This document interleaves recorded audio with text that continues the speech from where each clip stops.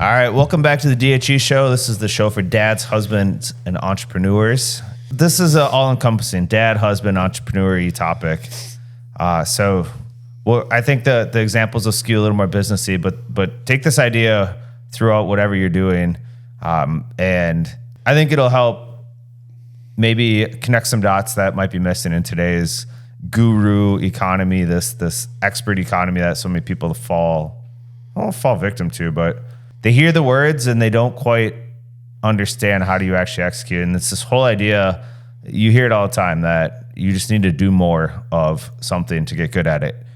In social media, just post every single day, and magically a year or two later, you're going to be, having 100,000 followers and made it. Or real estate investing, they talk about just analyze deals.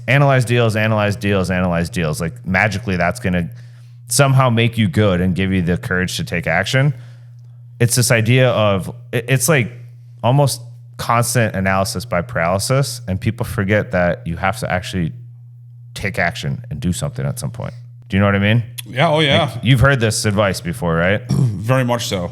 So I wanted to talk through, I like the advice on its face, but what have we learned over the last few years on following that sort of advice versus when we actually started taking action and the difference that we saw in the results? Cool? Let's jump in. I know you've said it a few times. I've said it a few times. We like to quote Gary V. Why don't you quote it?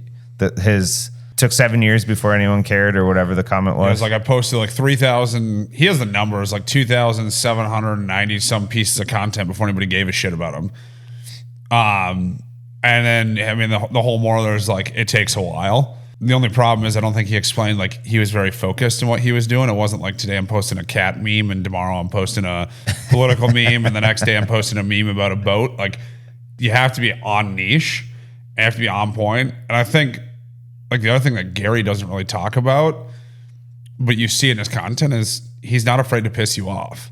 If you disagree with him, fuck you, right? Like, I think that's the other interesting thing is, like, if we're talking about content, you have to take a stand. If you're talking about anything, like, you have to know that you're never going to have 100% market penetration, right? Like, does anybody have 100% market penetration in anything? No. What do you mean by that, though? Like, why does that factor into this? That when you're creating something, no matter what you're doing, when you're trying to be successful at something, not everybody is always going to be on board. Oh, yeah. I always use the example, I know this is probably a terrible one, but Republicans and Democrats, right? Like, no matter what, you're going to only hit 40% of the population, but that's 100 million plus people. Yeah. Like, so what? It doesn't matter if everyone's on board or not. No, and for a lot of this stuff, it doesn't. So, no, I mean, it's a good point. So we kind of got off topic there already, but talk to me about, talk to me about it. Where were you going with this? Well, I saw it play out with Switchback in the beginning, right? It was just post, put stuff out. And what have we learned? And Abby, feel free to throw your mic on for this one, because I think it might be interesting to get your perspective too. This idea of let's just post. Maybe it works after years and years and years, and I don't mean to make this just social media. We can use some other examples later, but it's exhausting to just throw stuff out there over and over and over and just keep trying random shit all the time, thinking that it magically is going to work. I saw Abby wanting to jump in. I just agree, because just throwing stuff out there is it's just a waste of your time, I think. Like, I think quality over quantity matters when you're first starting out. Obviously you want to keep up and be consistent for the algorithms and stuff, but if you're just holding your phone up to random things to post, it's not going to go anywhere, in my opinion. Yeah, and you can use any other example. Go to the insurance world. Like, this idea of just be busy, just do stuff over and over, and magically it's going to lead to success. Like, did your people in your office ever say just more dials, pick up the phone, just call more people? All the time. Like, does that really work? Well, I think you get conflicting stuff from people, right? Because the same people that tell you to dial more, the same people that are telling you to, be a niche or be an expert, but it doesn't work as you get into it. I don't think in anything. I think up front, the habit of doing it is the most important thing. The habit of posting, the habit of dialing, the habit of whatever it is. And then eventually you reach a point where, like, okay, this is not working for me anymore. Now I need to niche down. I need to do one certain area. I need to do one certain subset. That's when it really starts to work. But you have to have something compelling there.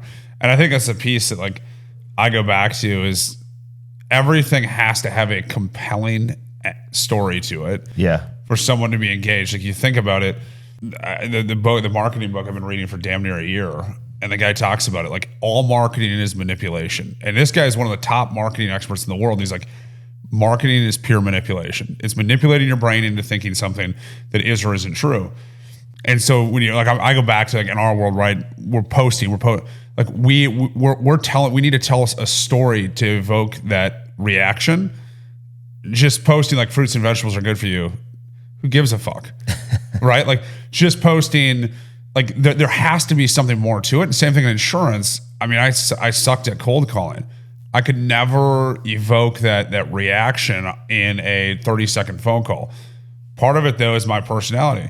I didn't like the line to people saying, "And we can save you a bunch of money," because I had no idea. Yeah. That usually is what would get the reaction, but it's something I would never say because it starts a relationship off on the absolutely wrong foot.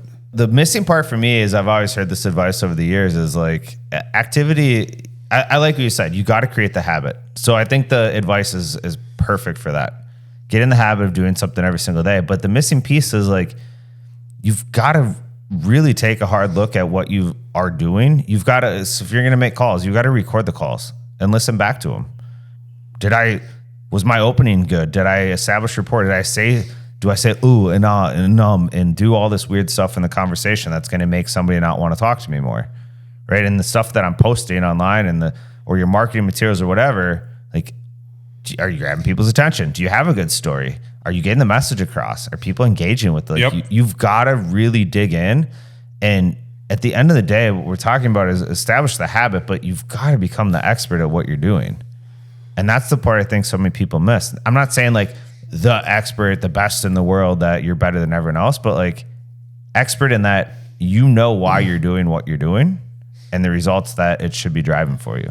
Well, it's interesting, right? When you think about, like, and I can't remember what year I heard this. The guy's got to be doing this experiment. This is like 7-8 years ago. We could Google it. But a guy that was like, if I put 10,000 hours into practicing golf, I could make the PGA Tour. I don't think he ever made the PGA Tour, right? Because for a lot of this stuff, like, yes, you can become better than most, which probably means you're an expert. Yeah. But it doesn't guarantee you the success that you're looking for, right? And I think that's a big piece of the puzzle too, is like, you can go out there and do it. You can go out there and you can make 100 cold calls a day. But if you're not specific, if you don't have a niche, if you aren't dialed in, yeah, you're just calling a bunch of random people. And again, to go back to it, like you said, the analyze it. That's where everything gets really uncomfortable. Oh well, because we all like to think that we're experts. We all like to. I firmly believe we all love to think that we're the best in our business. And I'm as guilty of this as anybody. Like, I love to think we're the best. And we've got a great product, but right now we're not the best, right? We're not even, we're a blip on the radar of the world. Right. I don't even know if we're a blip. We're like a shortwave frequency that just like, people are like, was that just static? This is a way better analogy than what you use in the office. We can't use that one in the public. That's just that's an office use only term. What do you think is the biggest hindrance to people doing the analyzing part? Is it that they don't know that they're supposed to? Or is it that they're afraid to actually look into it and see how bad they are in the beginning? I think it's the latter. And I think it stems more or less from how we've been dealt with feedback. If your feedback loop is critical feedback and you were yelled at when you were getting feedback, you're not going to dig in and want feedback. The thing that I see is the people that dig in and are willing to go and like really look at that, analyze, get feedback from experts. They didn't have I'm going to call it a traumatic experience as a kid or as a young adult where you had a shitty leader that made you feel like crap. But we really learn over the course of our time. Like I saw this, like I hated feedback in a lot of realms because I had people growing up that they were never kind with their feedback. It was always yelling or screaming. I was like, why couldn't you do this? Not my parents, but coaches, that type of stuff.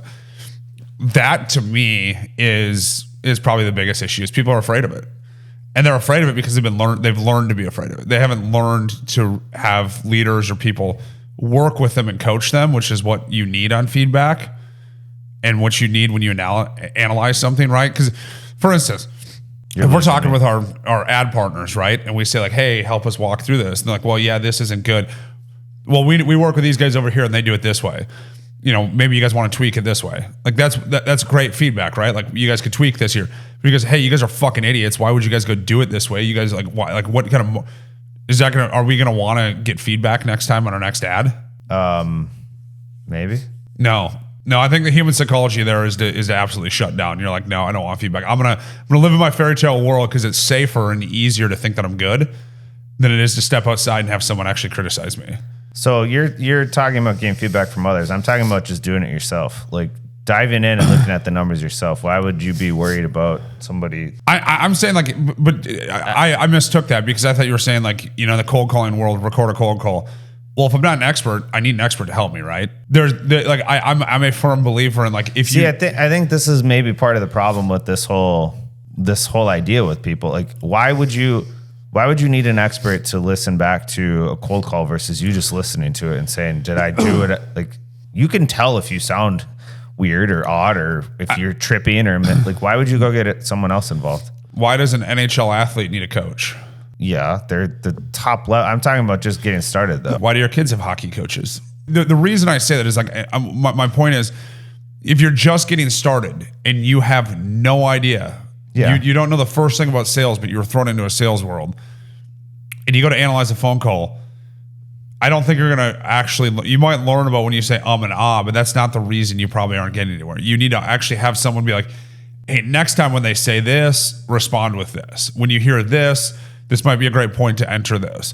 That's where I'm going. Is like, it can be a friend that's wonderful at sales. Yeah. It doesn't need to be someone you're paying. It just needs, you bring on expert advice. Otherwise, like if that's not the case, like we do it as Switchback, right? We look at expert influencers. Well, what do they do in that video? How can we learn from that? We're not asking them per se, but we're trying to compare. I think that's the issue. Like you can go analyze if it's a I don't know. I'm trying to think of a good example here on the fly, but you can go learn a lot of things yourself. But I think to go from okay to good to great, you need someone that's actually going to help. It's those minor tweaks that make the biggest difference. Sure. And that's where I think you need that.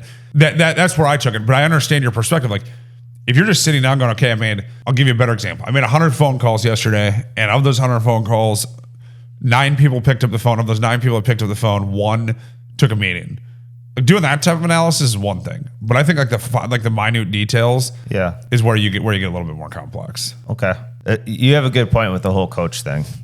You were throwing me for a loop with the people are afraid to get advice from people or sometimes fearing feedback. I'm like, why do you even need feedback for most people? They just need to start looking at what they've actually done.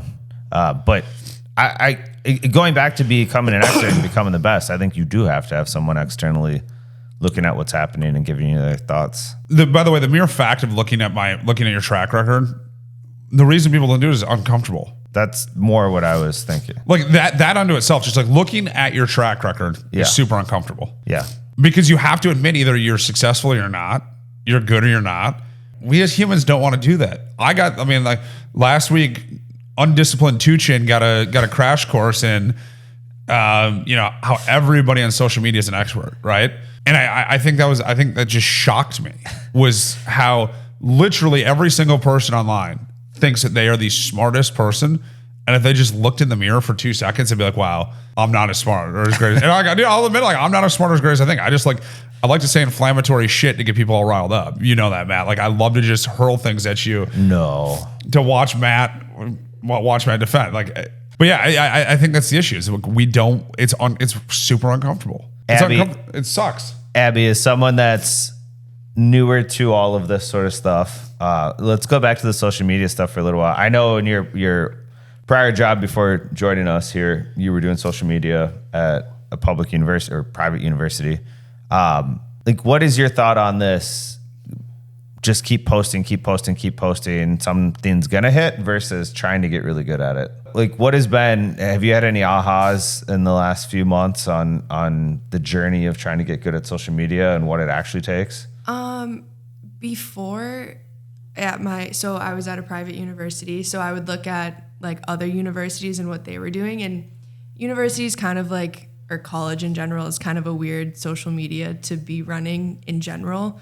But for us at Switchback, like looking at other people and like what works, like Matt, you say this all the time, like we don't have to reinvent the wheel. We just have to like put our spin on things that are already known to be working. Where when I first started here, I thought I was going to have to like come up with the craziest ideas of things for us to do, which in reality is just it's not realistic and or really that possible, when you're just starting out. So that was a big realization since starting here. How many people are probably in that boat too, where they think, I need to reinvent the wheel, I need to be creative, I need to do this thing. And if I just keep being creative and reinventing the wheel over and over and over and over, eventually it's going to work, without realizing the mental toll and the exhaustion and like how freaking hard it is to do that. Every industry I've been in has some version of this, just keep doing. And I think that's the trap, is people feel like, I like the coach idea. I'm trying to weave this together. It's, you can keep doing by yourself and just do, active. But if you don't have a coach guiding you, if you don't look at the results, if you don't learn from the past, if you're not really being, is retroactive the right word? If you're not like really retrospective, if you're not really digging into like, is this doing what I wanted it to be doing? I think you get caught in this trap of just keep pushing, just keep doing all this random shit, because eventually it's going to work someday, and that it just doesn't. Why do you? So put up like what it just comes to my mind. Why are you a member of the e-commerce fuel forum? Because I want to learn from other people who've already made the mistakes, and because when we make a mistake, we run it by people like, is this normal? Like, hey guys, this is our data. This is what it's showing. Right. Like, I'm a huge believer that you just don't do anything yourself in life. I mean, you just don't. People can argue with me, but the most successful people help them, right? Well, everybody has someone help them. The point is, like in this case, right? You can go out there and you can do okay. But when you start looking at the data, if you have questions, if you really want to get better, find someone that's an expert. Ask people. Get a coach. Yeah, you and I talk to people all the time. I'm constantly asking people I talk to. Yeah. Hey, what do you think of this? What do you think of that? Why? Like, is this normal? What, is there any way we can do this better? If you're not doing that, you're missing out on the opportunity. Because like, I was having lunch last week with a friend of mine. He sold a business a couple years ago, and he was talking. He's like, look, this is your first business you've gotten into full time. Started, like, let it rip.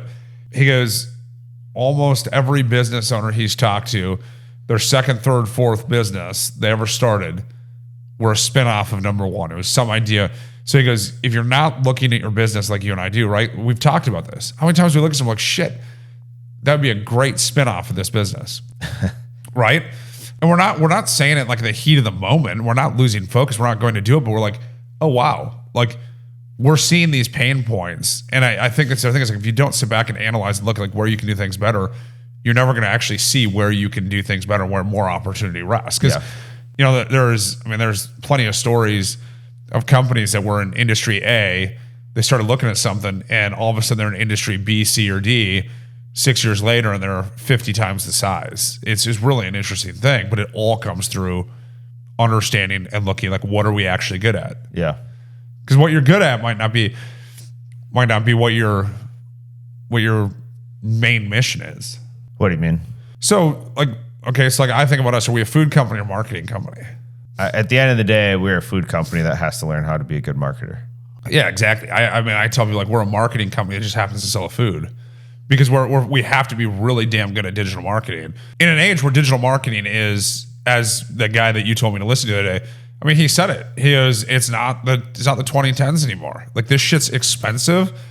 It's over the top. You can't track people like you used to. Like, everything about digital marketing is 100 times more difficult than it was 3 years ago. Like, if we become experts at digital marketing and we figure this out, when we figure it out, we can go sell shirts, shoes, Rubber dog shit out of Hong Kong, to steal a line from from Top Gun. Like you literally, the world becomes your oyster. Yeah. Right. I mean, and I know we're a little off topic, but like what's one of the analysis? Like we finally sat down last week. I shouldn't say finally.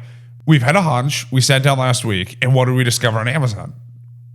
What was our conclusion on Amazon last week? That PPC doesn't work for us right now. Does nothing. So then we started digging in. Right, we like to think that we're these good PPC guys because we're getting sales.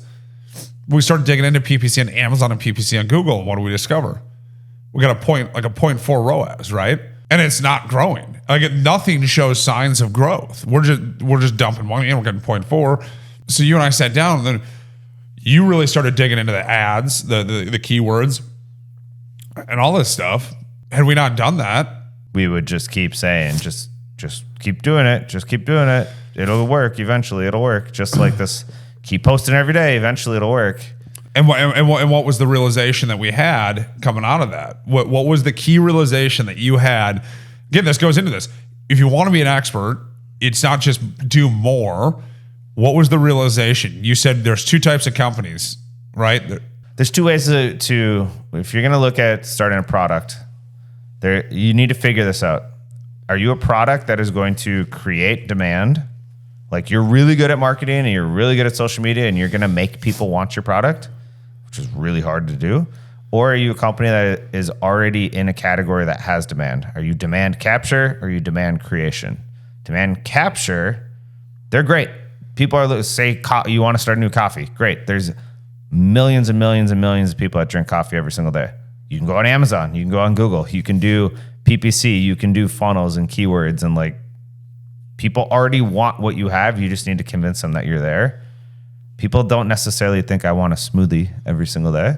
It's a much smaller piece of the pie. So we need to focus more on creating demand. And that's the biggest piece that like we had this revelation of like you can go there and start Matt Noli's coffee company, and I guarantee you we can do $10 million on Amazon. I don't know if we'll be profitable, but I can almost guarantee you we can get up to $10 million in revenue on Amazon within 36 months. And the reason is the more money you dump into coffee, the more your ads show up, the more reviews you get. Like it's a method. It doesn't necessarily mean you're going to be super profitable, but it's almost guaranteed because people are searching for coffee every day. Coffee. Yeah. In our world, we don't have that luxury. So we have to go show the world Different business. why we're so damn cool Right. and create the demand. Well, that's a good example. It ties in well to this whole conversation of like positive intent. We have a really, really good agency and they're trying to guide us the right way. And they keep saying, just do more, more ads, spend more. And you look at it and it's like, but it's not the same in our category. That's not what works for, unless we spend a shit ton of money, which we just don't have. Maybe we spend $100,000 a month or $1 million a month, it would work, but that's a long ways away. I still like that, but that's an interesting thing, right? I not to go on that tangent. I don't think that would work. I think we've seen that, right? We ratchet up ad spend, or we still have to create the demand. Yeah. And so for us, what is it about that going out there and doing it, right? Because at the root of the conversation it's about not only doing it every day, but doing it well. So there has to be the two componentry to it. What is it about? So the doing it every day is pretty simple. You just gotta fucking do it. The second piece is doing it well is a lot more difficult. Yeah. What advice do you have for anybody listening on that front? Well, I think the biggest aha I had as we were talking is it's the benefit of having a coach or board of directors or like a network that you can bounce ideas off of, where you can get feedback on, is this how it's supposed to be? So first of all, understand what to be looking at. Look at the numbers, figure stuff out, be able to dive in yourself. But secondly, have a group of people that you can talk to as well and say, this is what I'm seeing, this is what I think, what do you guys think? And get a little bit of outside opinion on it to help steer you back to like, you're doing it every day, awesome. Now try this little tweak or do this little thing differently for the next month, and then look at the numbers again and keep this process of try, analyze, try, analyze. That's I think the biggest way to get past this roadblock of just no success, but tons of action. Yeah, no, I would also add, like, I think, like, one of the pieces that we've struggled with is, like, we've been afraid to offend people. We've been afraid to say what we are. We've been afraid of a lot of things. Yeah. And for us, all of our ads we've been posting, but nothing's resonating because nothing's grabbing that person going, what did they just say? And so I think that's the big thing that we've learned in the last, again, 7 to 10 days was, you know, for our ads to post every single day, we need more to them. We need that hook. We need something in there because they're just not super duper exciting, just showing people our product. Yeah, we've been good at putting stuff out for 8 months. Yeah. Consistent putting stuff out, but taking a look back on, are we getting the results we want? Why or why not? And yeah, you're right. The last week was like, we got to be bold, take a stand, and just shoot our shot and go. Abby, any other thoughts on this whole? I know this is newer to you, like this idea of all the stuff we talk about, but any last ideas here or learnings or advice you'd give to someone who's in their mid-20s trying to figure this stuff out? I don't have any advice yet because I am still in the active learning phase. But I guess my question was, so you guys have now determined that what you've been doing isn't working, but is it like throw in the towel already, or is it like readjust and try again and then reevaluate, you know? Like, Yeah. More specifically in the category of the ads that you guys have been talking about for the last couple minutes. Well, I think it's readjust. I think throwing in the towel and trying brand new shit is exhausting and hard. I think where we are in our journey, I think our target is great. Our audience, who we want to go after, who we're trying to win with, we get that. I think our message in general is good. Like what we're trying to communicate to people makes sense. The challenge is what we need to do better at is grab attention. Yeah. And so it's not like completely throw everything away, but take what we have and tweak it. How do you get attention? I think we were talking about this morning. Oli had a post on Instagram last week, the one you were laying on the couch. Yeah. And That you did well. like it did really well. Yeah. Right? Really? For us, it did really, really well. Like 6 times better than our normal post. That's hilarious because that was just that was literally just me being like, this kind of exemplifies a smoothie. We're lazy. I get it. Like I love to lay down. Yeah. I love to lay down. Make Exactly. a smoothie. Right? Like we're afraid to say something. Like afraid's the wrong word, but like we keep standing in front of the camera just talking and telling a story. And that one little thing that you did different where you're laying on a couch holding a smoothie, talking about a slightly different, like you're more direct on why these smoothies can help you. We're lazy. We don't want to sit in the kitchen and slave away at a blender. And that hook and the way that you talked about it and the message, it worked, right? So like there's a learning.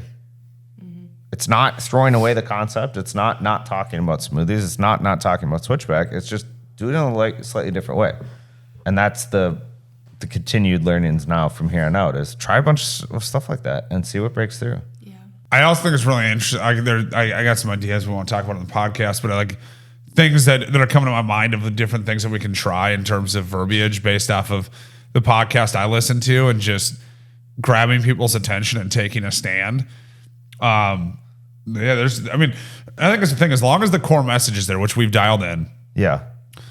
Or I should say we're almost there because I haven't seen any of our ads with that yet. I know that it's been a week. We're dialing that in. And so I think that's where it's going to become a little bit more fun and a little bit more punching in your face, right? It's not just the same old, hey, we're a smoothie, great, drink us, right? Like, no, let's go get in people's faces. Let's make people think twice about the shit that they're putting in their body. There we go.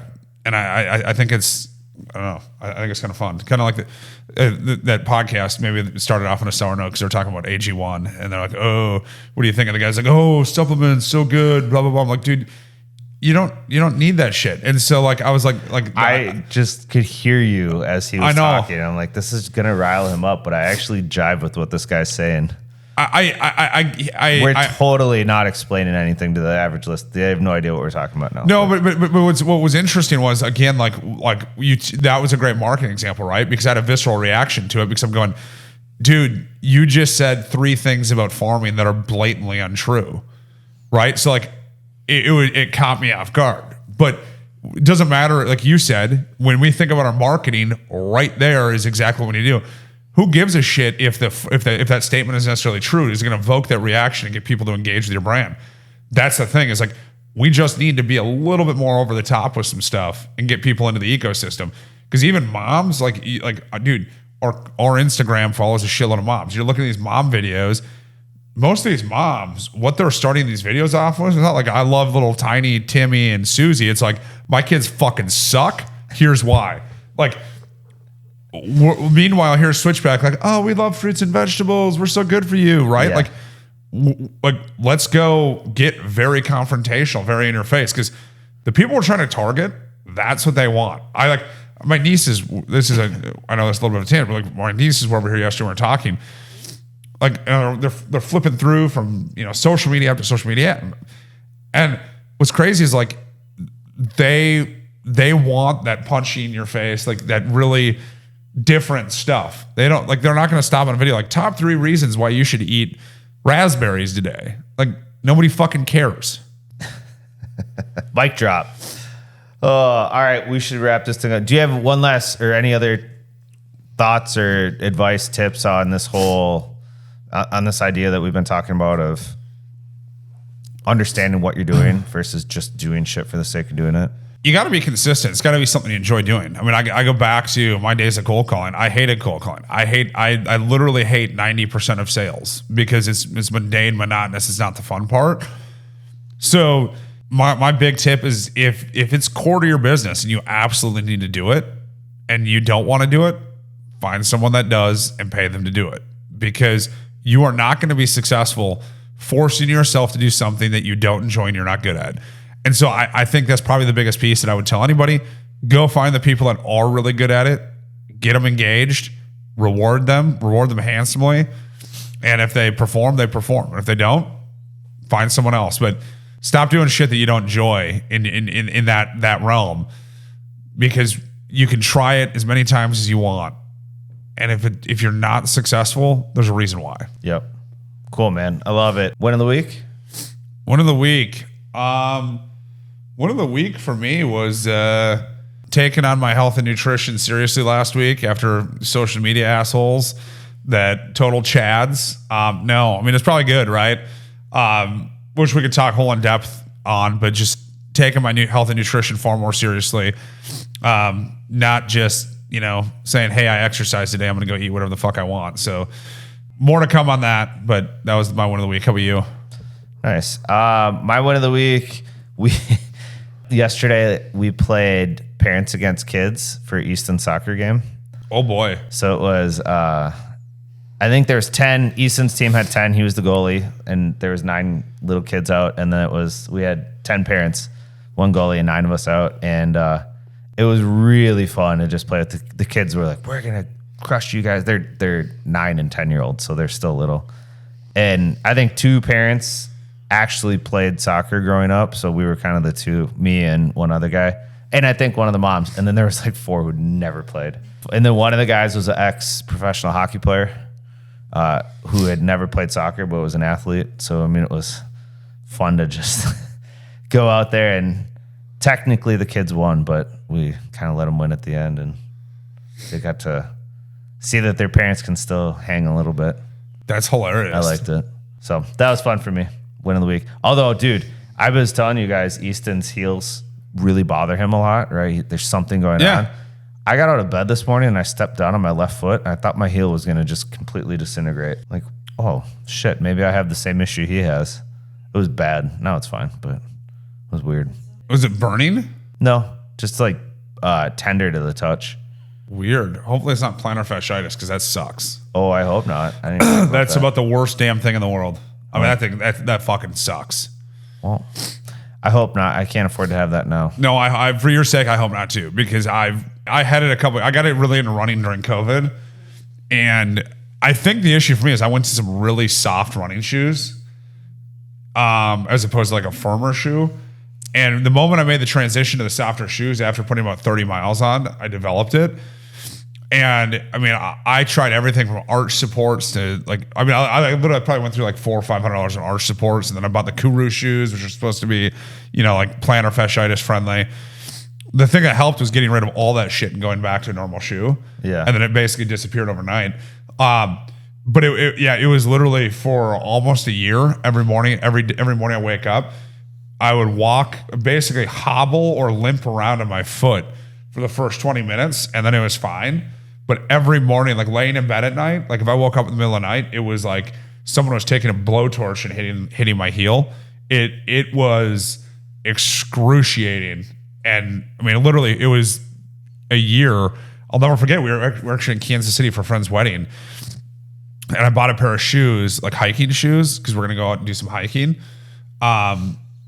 And I put them on and literally went out for a walk, and I didn't have my insole, so I didn't put them in. And literally by the end of the day, I couldn't feel it. Next morning I woke up, there was nothing. I was like, that's strange, really strange. So yeah, hope for your sake, not gonna get it. All right, we're out. We're out. Peace.